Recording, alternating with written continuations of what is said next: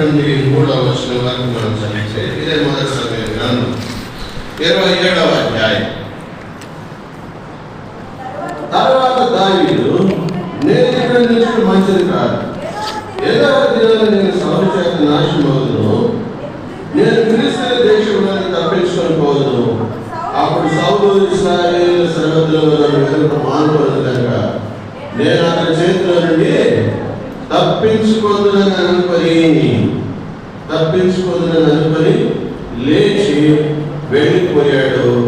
వెళుతూ ఏం చేశాడంట, వారందరూ తమ కుటుంబ సమేతంగా వెళ్ళారు. దావీదు కూడా కుటుంబ సమేతంగానే ఎవరి దగ్గరికి? ఆకీషురాజు దగ్గరికి. ఇది మనం గుర్తించాల్సిన విషయం. ఇప్పుడు జరిగినటువంటి విషయం ఏంటి? దావీదు పోగొట్టుకున్నాడు. ఒకటి ఆత్మీయత పోగొట్టుకున్నాడు, రెండవది కుటుంబాన్ని కోల్పోవలసిన పరిస్థితి ఏర్పడింది. అక్కడ ఏమన్నాడు? మొదటి సమయం గ్రంథం 30వ అధ్యాయంలో మనం కనుక చూస్తే ఎట్లా ఉన్నారంట? 5వ వచనం.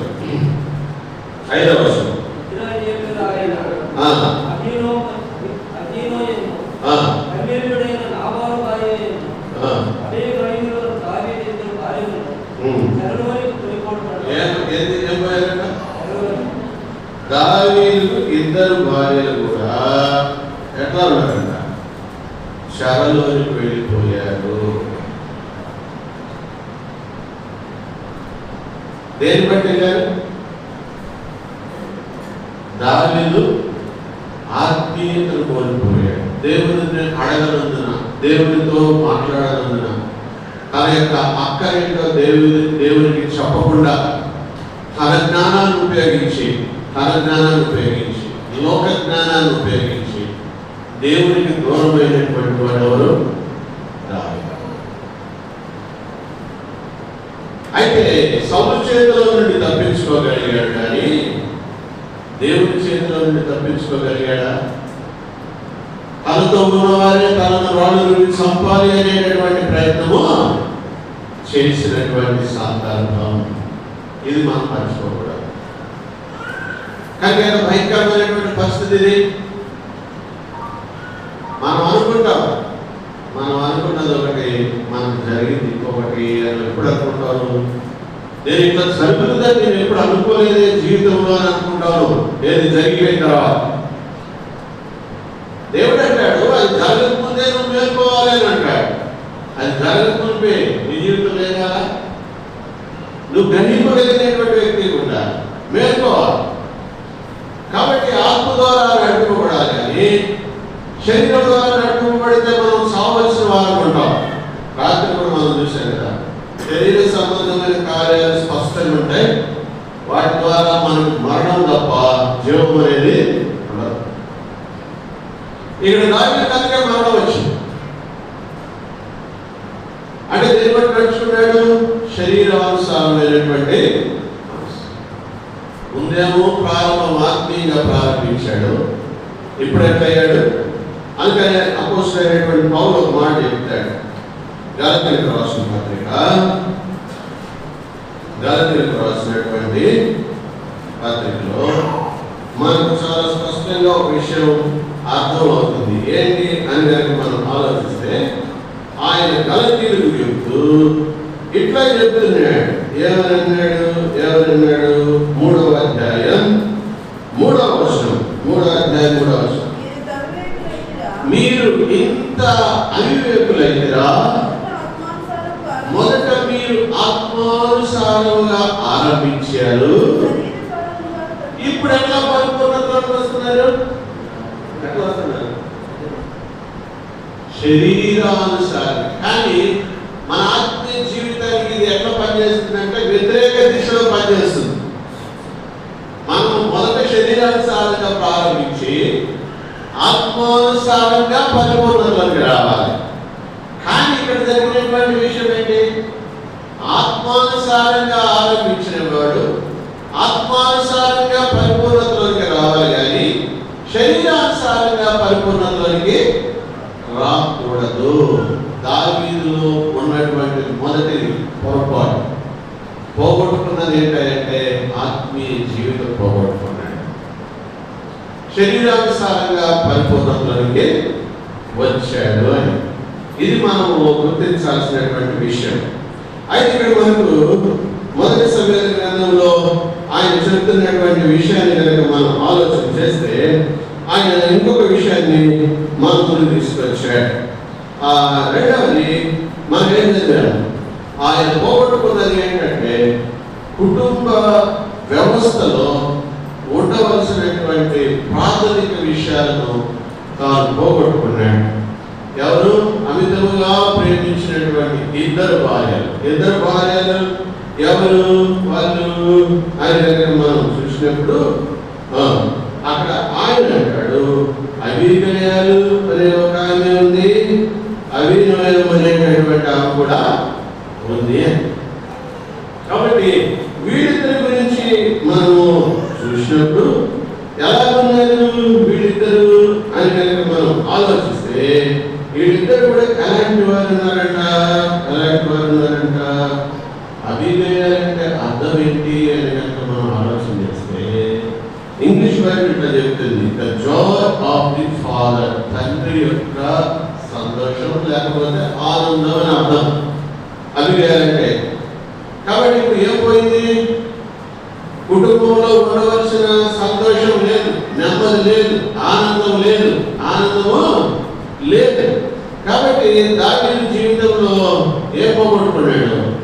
కుటుంబము సమాధానకరమైనదిగా, సంతోషకరమైనదిగా, ఆనందకరమైనటువంటిదిగా ఉండవలసినటువంటి స్థానంలో ఇప్పుడు ఏం పొందుతున్నాడు? దావీదు బహు దుఃఖభరితుడై ఏడ్చుటకు కన్నీరు ఏం లేదండి, శక్తి కూడా లేకుండా ఏడుస్తున్నాడు. ఎందుకు? ఈనాడు మిమ్మల్ని కదిలిస్తే ఎన్నో చెప్తారు కదా. మీ కుటుంబంలో 7వ రోజు ఒకటి కూడా లేదా? ఉందా లేదా? ఎన్నిసార్లు ఏడ్చుంటాం? ఎందుకు మనం ఎన్నిసార్లు దుఃఖపడుతూ ఇంకా దుఃఖపడుతూనే ఉంటాం కదా. ఇంకా దుఃఖములుగానే ఉంటాం మనం. ఎందుకు? కేవలం శరీరానుసారమైనటువంటి ఎప్పుడైతే ఆత్మానుసారంగా జీవించడం ప్రారంభిస్తావో జీవిత యాత్రలో నీకు ఆ దుఃఖం ఉన్నా కూడా ఆ దుఃఖాన్ని సంతోషంగా మార్చగలిగేటువంటి వాడు ఎవరు? అందుకని వారి జీవితంలో చూడండి, మత్తయి సువార్త 7వ అధ్యాయం, మత్తయి సువార్త 7వ అధ్యాయం 3-4 వచనాలు. నీ కంటిలో ఉన్న దూలమును పెంచక నీ సహోదరుని కంటిలో ఉన్న అది. ఎంతసేపు భార్యలు ఏమనుకుంటారు? మీరేమనుకోవాలి? మా భర్త ఇంకా మారలేదా అనుకుంటారు. భర్తలు కూడా ఏమనుకుంటారు? మా భార్యలు ఇంకా మార్పు రావట్లేదా అని అనుకుంటారు. భార్యలారా, మీ భర్త మారాలంటే ముందు మీరు మారాలి. ఇది సింపుల్ సూత్రం అన్నమాట, సింపుల్ ప్రిన్సిపల్ అన్నమాట. భర్తలారా, మీ భార్యలు మారాలంటే మొదట మీరు మారాలి. మీరు మారకుండా నా భార్య ఇట్లా ఉండాలి అట్లా ఉండాలంటే అది కుదరదు. నువ్వు మారకుండా నా భర్త ఇట్లా ఉండాలి అట్లా ఉండాలంటే అది కుదరదు. అందుకని దానికి సింపుల్ రెమెడీ ఏం చెప్పాడంటే, మొదట నీ కంట్లో దూరం ఉంది, ఎదుటి వారి మీద నువ్వు తప్పు మోపినప్పుడు వారి కంట్లో నలిసే ఉంటుంది. వారి జీవితంలో ఏదో ఒక చిన్న పొరపాటు ఉంటుంది, దానికి మించిన పొరపాటు నీలో ఉంటాయి. కాబట్టి ముందు నీ పొరపాట్లను దిద్దుకుంటే అవతల వారి పొరపాటు దిద్దేదానికి అవకాశం ఉంటుంది.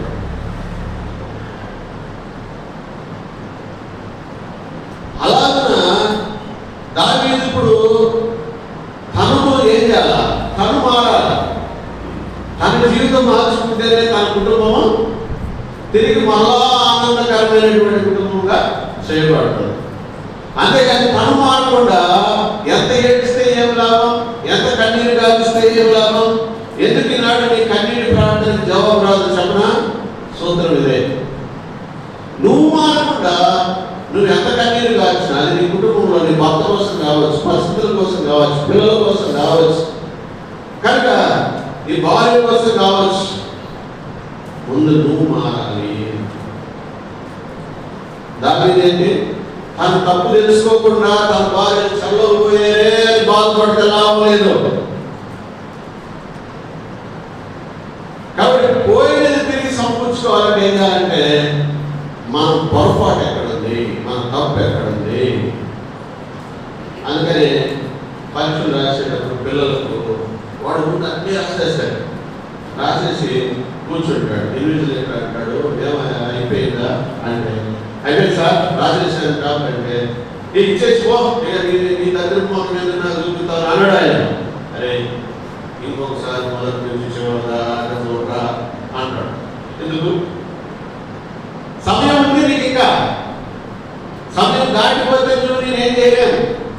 ఒకవేళ నీ తప్పులు దిద్దుకునేదానికి సమయం ఉంది. ఇంకా దేవుడు కూడా ఏంటంటే తన సమయం ఇస్తున్నాడు. జీవిత యాత్రలో మనం చదువుకోవాలని, సగపరచుకోవాలని, తిరిగి సంపూర్చుకోవాలని, తిరిగి సంపాదించుకోవాలని, పోగొట్టుకున్నంతా తిరిగి మనం అనుభవించాలని దేవుడు ఏం చేస్తాడు? ఇచ్చే ఈ అవకాశాన్ని నువ్వు సద్వినియోగం చేసుకోవాలి. అందుకే మనం బాధగా చేస్తూ ఉంటాడు. అప్పుడు ఏమంటాడు? మళ్ళా వాడికి నీకు అన్ని మనసు అన్ని బాగా రాసిన అనుకుంటాడు. రిజల్ట్ వస్తే పేపర్లో నంబర్ ఉండదు. అర్థమైందా? ఇప్పుడు కానీ మేము చదువుకునే దినాల్లో ఏం చేసేవాళ్ళు, ఇప్పుడు అంతా ఆన్లైన్లో వచ్చేసాయి. అప్పుడు పేపర్లో ప్రింట్ చేసేవాళ్ళు అన్నమాట. ఫస్ట్ క్లాసు, సెకండ్ క్లాసు, మామూలుగా థర్డ్ క్లాసు, వీక్ హెడ్లో కూడా ఉంటాడు.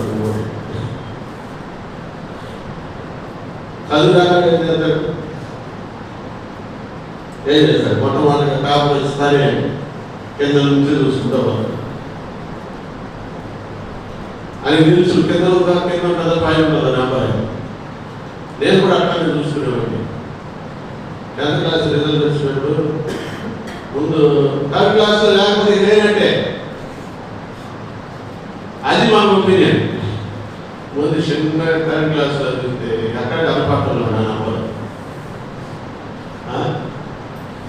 ఇదేందుకు పైన చూడటం అని అనుకుని ఆ పడేస్తున్నాం.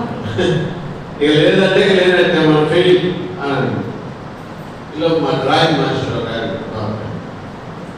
ఆయన తగ్గెత్తుకుంటూ పేపర్ తీసుకుని వచ్చింది.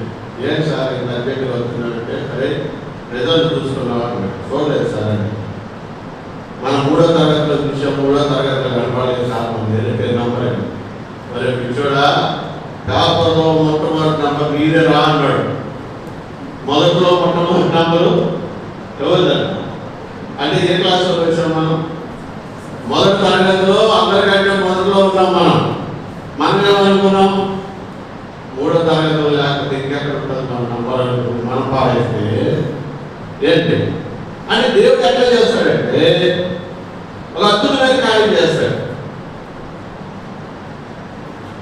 అప్పటి నుంచి దేవుడి మీద నాకు పూర్తి నమ్మకం వచ్చింది. ప్రభువా, నీ సహాయం వల్ల నేను ఏం చేశాను? First class. కాబట్టి దేవుడి యొక్క ఉద్దేశం, ఏర్పాటు ఎట్లా ఉంటుందంటే అట్లా ఉంటాయి. కనుక మన తప్పులను మొట్టమొదటి మనం ఏం చేయాలి? గుర్తించాలి. అది గుర్తించకుండా ప్రభువుని అడిగితే ప్రభు ఏం చేయాలి? ఇంకేం చేస్తున్నాడు అక్కడ మన జీవితంలో మనం గమనించవలసినటువంటి 3వది ఏంటంటే, అక్కడ వాళ్ళు ఏం చెప్తున్నారు? వారికి కొద్దిదేమి గొప్పదేమి కలిగిన యావత్తు వాళ్ళు ఏం చేశారట? తీసుకెళ్ళిపోయారు. వాళ్ళ ఆస్తి అంతస్తంతా పోగొట్టుకున్నారు. వాళ్ళు కలిగినదంతా పోగొట్టుకున్నారు.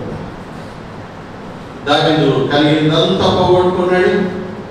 కుటుంబంలో నెమ్మది, శాంతి, ఆనందాన్ని పోగొట్టుకున్నాడు. వ్యక్తిగత జీవితంలో ఆత్మీయ జీవితాన్ని శారీరకమైనటువంటి జీవితం ద్వారా నింపుకొని ఆత్మీయతను పోగొట్టుకున్నాడు. కనుక ఇలాగ పోగొట్టుకున్నటువంటి ఈ దావీదు అందుకనే అంటాడు. చూడండి 116వ కీర్తన 3-4 వచనాలు. 3-4 వచనాలు.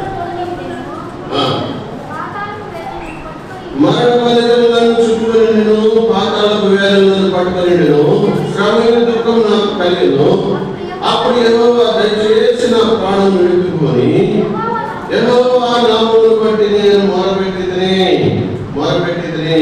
10వ వచనంలో కూడా నేను అలా మాట్లాడి ఏం చేశాడట? నమ్మిక ఇచ్చాడు. కనుక ఇక్కడ దావీదు జీవితంలో పోగొట్టుకున్న వాటిని తిరిగి నమ్మకంతో సంపాదించుకోగలుగుతున్నాడు. ఎట్లా మనం సంపాదించుకుంటాం? ఇప్పుడు ఏ రీతిగా అనేది మనం చూస్తే ఆయన యొక్క జీవితంలో మనం చూస్తాం. యాకోబు రాసిన పత్రిక 5వ అధ్యాయం 11వ వచనం. యాకోబు రాసిన పత్రిక 5వ అధ్యాయం 11వ వచనం. మీలో ఎవరికైనా శ్రమ సంభవించినా వాడు ప్రార్థన చేయగలరు.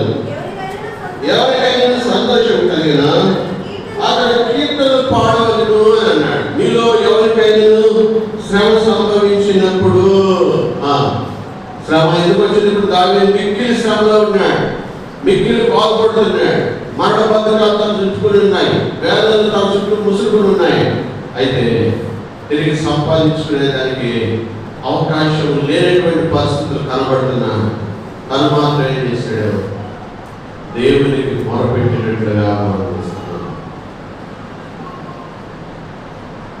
కానీ దావీదు మొట్టమొదటిగా చేసినటువంటి పని ఆ క్లిష్టమైన పరిస్థితుల్లో, ఆ మరణ బద్ధకాలలో తను ఉన్నప్పుడు తను ఏం చేస్తున్నాడు? దేవునికి వైపు చూశాడు. అప్పుడు గుర్తొచ్చాడు దేవుడు. కొన్నిసార్లు కొంతమంది చూసినప్పుడు భలే ఆశ్చర్యం ఉంటుంది. ఏంటి ఆశ్చర్యం చెప్పినా? వాళ్ళు శ్రమ పడతారు, బాధలకు వెళ్తారు, ఇరుకులు ఇబ్బందులకు వెళ్తారు. ఏ రోజు కూడా దేవుని దగ్గర వచ్చేదానికి మనసు రాదు. అది చూసినప్పుడు నిజంగా విశ్వాసం ఏకప్ప ఇంతకంటే ఉంటారా అనిపిస్తుంది. ఇంత నష్టం జరుగుతున్నా కూడా వాళ్ళ తప్పును వాళ్ళు గ్రహించలేకపోతే వారికి ఎవ్వరు కూడా ఏమి సహాయమో చేయలేదు. అందుకని దాని 51వ కీర్తన 17వ వచనం. 51వ కీర్తన 17వ వచనం. 51వ కీర్తన 17వ వచనం. అది ఇప్పుడు చెప్తున్నాడు. విరిగినటువంటి మనసుతో దేవుడు అక్కడికి వస్తున్నాడు. ప్రభువా, ఈ పరిస్థితులు నన్ను ఎంతో కలిసివేశాయి. ఈ పరిస్థితులు నా జీవితంలో ఇలాంటి మరి కృంగదలలోనికి, నిరాశ నిస్పృహలోకి తీసుకొచ్చాయి. కారణం ఎందుకు తెలుగుతున్నా? అది నా పొరపాటే, అది నా తప్పిదమే. దీనిని బట్టి నేను పోగొట్టుకోవాల్సి వచ్చింది. ఇప్పుడు నేను తిరిగి సమకూర్చబడాలి. 38వ కీర్తన 8వ వచనం. 38వ కీర్తన 8వ వచనంలో నేను సమస్యలను పోగా జరిగినాను, నా మనోవ్యాధులను బట్టి నేను కేకలు వేస్తున్నాను. ఇప్పుడు ఈ పరిస్థితుల్లో నన్ను కాపాడేది ఎవరు? నేను పోగొట్టుకున్నది తిరిగి సమకూర్చుకునేటట్టుగా నాకు సహాయపడేది ఎవరు? కానీ నాకు ఏం కావాలా? ఈ పరిస్థితులలో నేను పోగొట్టుకున్న ఆత్మీయమైన స్థితి మళ్ళా తిరిగి సంపాదించుకోవాలంటే నేనేం చేయాలా అంటే సామెతల గ్రంథం 15వ అధ్యాయం. సామెతల గ్రంథం 15వ అధ్యాయం 13వ వచనం. సంతోష హృదయము ముఖములకు తేటనిచ్చును, మనోదుఃఖం వల్ల ఆత్మ నలిగిపోతుంది. ఇప్పుడు నలిగిపోయినటువంటి స్థితిలో ఉన్నాడు. ఇప్పుడు ఏం చేస్తున్నాడు? పశ్చాత్తాపం వస్తుంది. అలాంటి నలిగిన వారిని దేవుడు విడిచిపెట్టేవాడు కాదు. యెషయా గ్రంథం 57వ అధ్యాయం 15వ వచనంలో మనం చదువుతాం. మహోన్నతుడు నిత్య నివాసి. అశోక్ నిద్రపోతున్నావా? నిద్రపోతుంది కళలో అర్థమైందా? కాబట్టి ఏం చేస్తున్నాడట? నలిగిన వారి వద్ద నేను, వినయం గల వారి వద్ద నేను నివాసం చేస్తాను అని. అవును కదా? ఏమన్నా చదువు 17 వచనం.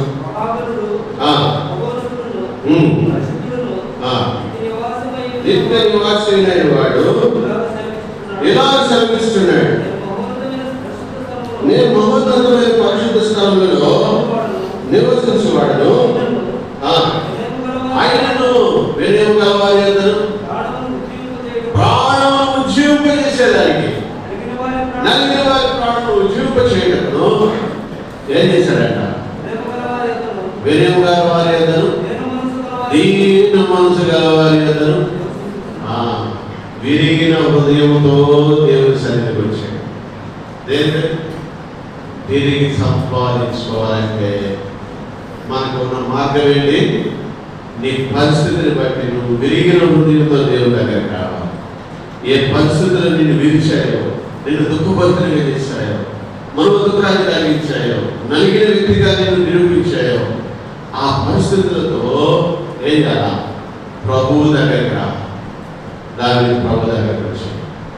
కాబట్టి దేవుడు ఏం చేశాడు? దావీదును సంపాదించుకునేదానికి మొట్టమొదటి మరి అవకాశం, ప్రాథమిక వ్యక్తి ఏంటంటే విరిగిన హృదయంతో ప్రభు దగ్గరికి రావాలి. కాబట్టి పరిస్థితి ఏదైనప్పటికీ, నువ్వు ఏ పరిస్థితులలో నేను విరిగిపోయాను, కృంగిపోయాను, నలిగిపోయాను, బాధలు అనుభవిస్తున్నాను, దుఃఖపరుతున్నాయని అనుకుంటున్నావో, అట్టి హృదయంతో ఉన్న పాటని ప్రభు దగ్గరికి రా. ప్రభు, ఇది నా జీవితం, ఇది నా తప్పిదం వల్లే నేను గ్రహించాను కనుక నన్ను తిరిగి సమకూర్చు, నన్ను తిరిగి నేను పోగొట్టుకున్నది తిరిగి సంపాద, నా ఆత్మీయ జీవితం నాకు నువ్వు నా దగ్గర నివాసం చేయి, నా దగ్గర నివాసం. కాబట్టి మొదటిగా దావీదు తిరిగి ఆత్మీయ జీవితాన్ని సంపాదించుకునేదానికి కారణం ఏంటంటే ఆయన విరిగిన హృదయంతో ప్రభు సన్నిధానంలోకి వచ్చినట్లుగా మనం చూస్తాం. రెండవది మనం చూస్తే ఫిలిప్పీయులకు రాసిన పత్రిక 3వ అధ్యాయం, మనం ఎలా కోల్పోయినవి, పోగొట్టుకుని సంపాదించుకోగలమంటే మొదటిగా విరిగిన హృదయంతో మనం దానిని సంపాదించుకోవచ్చు. 3వ అధ్యాయం 3వ వచనం, ఎందుకనగా శరీరమును ఆస్వాదం చేసుకుని దేవుని యొక్క ఆత్మ వలన ఆరాధించుచు అని. రెండవది, పోగొట్టుకున్నది తిరిగి సమకూర్చుకోవాలంటే ఇక్కడ ఆయన చెప్తున్నాడు ఏంటంటే ఆత్మ సంబంధమైన ఆరాధన అనుదినమును చేయాలి. కాబట్టి ఆత్మ ద్వారా నువ్వు నడుపుకోవడాలి. ఆత్మీయమైన ఆరాధన అంటే శరీరాన్ని ఆధారం చేసుకోవాలి. ఇంతకుముందు శరీరాన్ని ఆధారం చేసుకున్నాడు దావీదు, ఇప్పుడు శరీరాన్ని ఆధారం చేసుకోవట్లేదు, ఆత్మను ఆధారం చేసుకున్నాడు. అందుకని దీన్ని మనం ఎట్లా చూడొచ్చు అంటే, ఇప్పుడు ఏఫోదు తీసుకురా అని అన్నాడు అక్కడ సందర్భం. ఏఫోదు ఏం జ్ఞాపకం చేస్తుంది? ప్రభువుని ఆరాధించే జీవితాన్ని జ్ఞాపకం చేస్తుంది. కాబట్టి ప్రభువుకు స్తుతి చెల్లించేటటువంటి జీవితం. దేన్ని బట్టి ఏ పేరు పొందాడు? ప్రభువుని ఆరాధిస్తాడు ప్రజలని మీరు అడగచ్చు. ఆయన ఏ పేరు పొందలేదు. యోబు దేన్ని బట్టి మరి ప్రభువుని స్తుతించాడు? యోబు దేన్ని బట్టి ప్రభువుని స్తుతించాడు? ఏమో ఎంతున్నారని నిద్రపోతున్నారు మీరు? ఆమె లేవు ముందా పక్కన ఆయన వెనకాల కుర్చీలో కూర్చున్నాడు, లేవు ప్రసాదం వెనకాల. కాబట్టి మందిరంలోకి వస్తే వాడు ఏమంటాడంటే, బాగా నాకు మంచి గాలి వస్తుంది, నిద్రపో, దేవుడు మాట్లాడుతున్నాం అని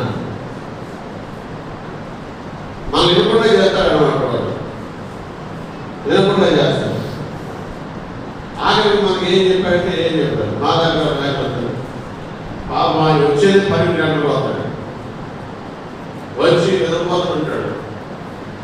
కుర్చీ ఎండిపోతుందో కూడా తెలియదు, కుర్చీ ఎండిపోతుందో కూడా తెలియదు. కరెక్ట్గా సందాయించే టైం వెళ్తాడు, కరెక్ట్గా ఎప్పుడు వెళ్తాడు? సందాయించే టైం లేదు, అందరూ కట్టుకుంటే సందేహం. నేను చెప్తున్నాను, ఎప్పుడన్నా నీకు రక్షింపబడాలన్న ఆలోచన వచ్చిందా? నాకు రక్షణ అవసరం అని ఎప్పుడన్నా అనుకున్నావా? నువ్వు మందిరానికి ఎందుకు వస్తున్నావు అంటే ఇద్దరు పోవడానికి తప్ప దేని రావట్లేదు. ఒకరోజు కాదు, ఇప్పుడు నేను 8 సంవత్సరాలు అక్కడుండి ఆ సంఘంలో. 8 సంవత్సరాలు అంటే సంవత్సరానికి 365 రోజులు, 365 × 8 రోజులు వేసుకోండి. 8 సంవత్సరాలు అయితే 8 దినాలు అంటే అన్ని దినాలు మీద పోతూనే ఉంటాడు. మరి అదే నిద్ర నాకు అర్థం కాదు. అదే నిద్ర ఏం పట్టించుకోవడం మానేశాడు. ఎన్ని చెప్పినా కూడా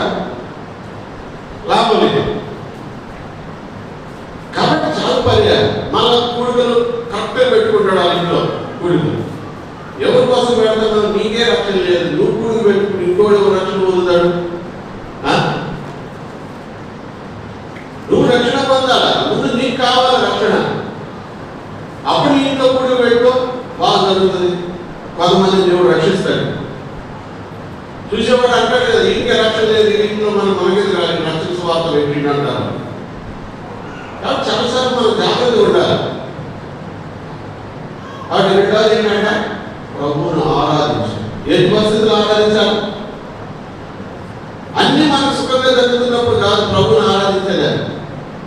ఎవరన్నాడు కొంచెం పిచ్చిదానా దేవుడు వారు మేలు పొందుతుందని మనం ఆరాధించాలన్నా కీడు అనుభవించవద్దా? అందుకని యెహోవా ఇచ్చాడు, యెహోవా తీసుకున్నాడు. తీసుకున్న దానికి ఆరాధన చేశాడు. మా ఫ్రెండ్ ఒకడు ఉన్నాడు, 10వ తరగతి తప్పి ఆరాధన కృతజ్ఞత గుడికి పెట్టుకున్నాడు. తప్పితే ఎవరికి కృతజ్ఞత గుడికి పెట్టుకునేది? తప్పిన ఎవరైనా పెట్టుకుంటున్నాడు. ఆశలు పెట్టుకునేదే కష్టం ఈ దినాల్లో. ఇక తప్పినోడు పెట్టుకుంటారు ఎవరన్నా చెప్పాలి. 10వ తరగతి పెళ్లి అయిపోయినాడు ఎవరన్నా కృతజ్ఞత గుడి పెట్టుకుంటారా? పెట్టుకోలే. అట్లాంటి దేవుడు అద్భుతంగా రక్షించుకున్నాడు. రక్షించుకుని సేవకుడు చేశాడు. సేవకుడు అయ్యాడు. ఇప్పుడు మాతో పాటు సేవ చేస్తాడు. అని చెప్పేది ఏంటంటే మనం మేలు జరిగినట్టే కాదు, కీడును అనుభవించినప్పుడు కూడా ప్రభువుని ఆరాధించేది నేర్చుకోవాలి. అది మనం నేర్పించాలి. ప్రభు ఈ స్థితిలో మమ్మల్ని ఉంచావు. కానీ దాన్ని కూడా ఏం చేస్తున్నాడు? దాని అన్ని సంపాదించుకున్న తర్వాత ప్రభువును స్తుతించలేదు, ప్రభువుని ఆరాధించలేదు. అన్ని పోగొట్టుకున్న సందర్భంలో ప్రభువుని స్తుతించాడు. ఏ పోదు దగ్గర విచారణ చేయడం మొదలుపెట్టాడు, ఏ పోదుతో మాట్లాడటం మొదలుపెట్టాడు.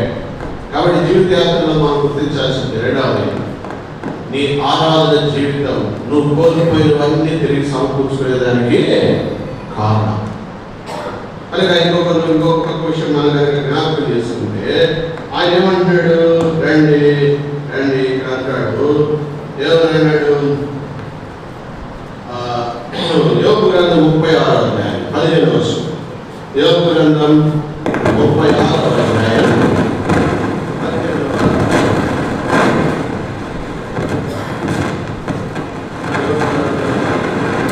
15వ వచనం. శ్రమపడు వారికి కలిగిన శ్రమల వలన ఆయన ఏం చేస్తాడంట? విడిపించును. ఆదరణ వారిని విధేయులుగా చేయను, విధేయులుగా చేయను. అంతేకాక బాధల నుండి ఆయన నిన్ను తప్పించును, నిరుపులేని విశాల స్థలంలో నిన్ను తోడుకొని పోవును అని అన్నాడు. కాబట్టి ఇక్కడ మనం చూసినప్పుడు మూడవదిగా ఏంటి అని అంటే, ఎప్పుడు ఆయన ఈ రీతిగా శ్రమపడు వారికి కలిగిన శ్రమల వలన ఆయన విడిపిస్తాడు, బాధల వలన వారిని వివేలుగా చేస్తాడు. అంతేకాక బాధల నుండి ఆయన తప్పిస్తాడు, ఇరుకులేని విశాల స్థలానికి తోడుకుని వెళ్తాడు. అంటే ఆయన నడిపించిన మార్గంలో వెళ్ళాలి. బాధల నుండి ఎప్పుడు విడిపించాడు? దావీదుని ఎప్పుడు విడిపించాడు? ఎప్పుడైతే యెహోవా యొక్క విచారణ చేయడం ప్రారంభించాడో దేవుని మాట వినడం వల్ల నేర్చుకున్నాడు. దావీదు జీవితంలో దేవుని స్వరం వినేవాడుగా చేయబడ్డాడు. అందుకని ఇప్పుడు వారిని నన్ను తరవమంటావా వద్దంటావా అన్నప్పుడు నువ్వు తరువు, నిశ్చయంగా నువ్వు వారిని కలుసుకుంటావు, వారిని నువ్వు సంపాదించుకుంటావు అన్నాడు. ఇప్పుడు దేవుని మాట ప్రకారం వెళ్ళాడా? శరీరం మాట ప్రకారం బయలుదేరాడా? ఎప్పుడు తిరిగి సంపాదించుకుంటావు పోగొట్టుకున్నాన్ని? దేవుని స్వరం అనుదిన జీవితంలో నువ్వు వింటూనే ఉండాలి. ప్రతిరోజు ఆయన స్వరం వినాలి. అప్పుడేమవుతుంది? ఆయన అంటాడు, ఆయన